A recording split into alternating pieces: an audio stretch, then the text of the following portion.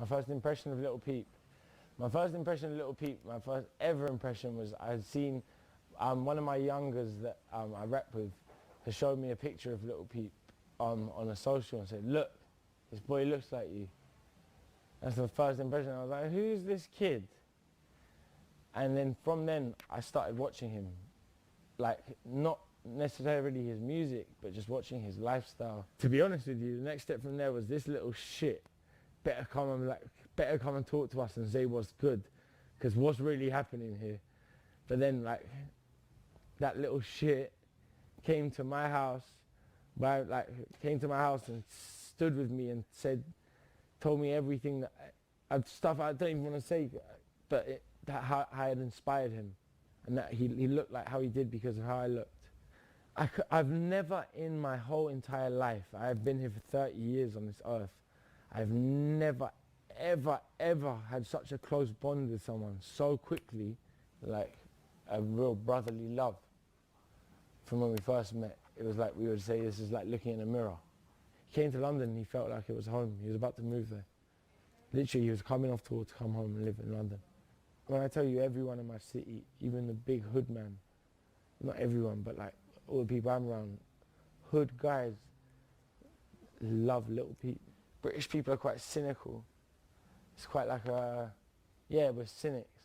And he managed to change some of my, people in my life who are older than me, who are some of the most cynical people on this earth who don't agree. He changed their whole outlook. A 21-year-old boy from a completely different country changed my friend's outlook on life. This was him. You know them ones? Open energy to everything, just open.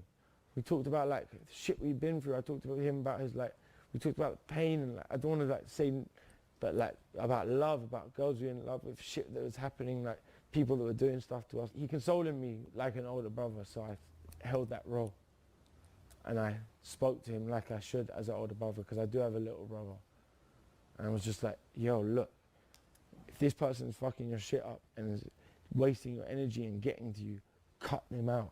If this person's getting to you, cut them out. Like, you don't need that. You give too much. That boy gave so much more than he took. He did not take. He does not know how to take. All he knew how to do was give. Like, he gave me his chain. First time he ever came to my house, he gave me that chain. You know, the upside down cross, the pink one. Like his first chain, I gave that to my little brother. So it's like everything's in the family. Like, he passed away with the 616 axe on his neck, a chain I'd given him. Like, he passed away with it on his neck, which is a deep thing for me. Like, that shit hurt. The last conversation I had with him, I said, I love you, be careful out there. Just, you know what happened to my little brother out there. That was it, because I knew he was in Tucson. And I nearly lost my little brother in Tucson before. And then Gus died, just like that.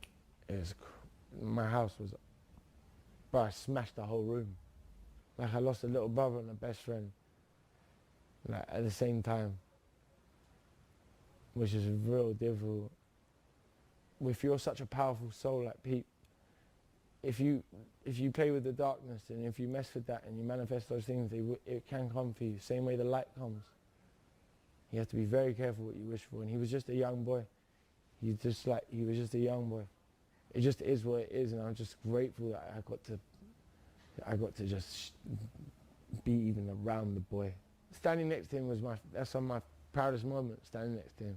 I keep all the shit he drew on my walls. Like, I got my house redecorated, but I left the shit he drew on my walls just out of I just want to see it. That to me, my brother, like, I love him. Love, proper. All I have to do now is live up to, keep his legacy alive. People will know Peep. People are gonna know Peep. The world will know Peep. He doesn't need to have kids. He had 1 million kids. They're all out there. You can go listen to them. You can go watch his kids, his song, his music. That's his children. That's his legacy. Yeah, Peep's not dead. Yeah, okay, yeah, but Peep is not dead. Peep is forever. Peep is immortal. He is infinite. He is forever. Bro, he's pink, innit? It's pink for Peep. It's not a joke. It's pink for Peep forever, bro. Literally pink for Peep for the rest of my life, fam.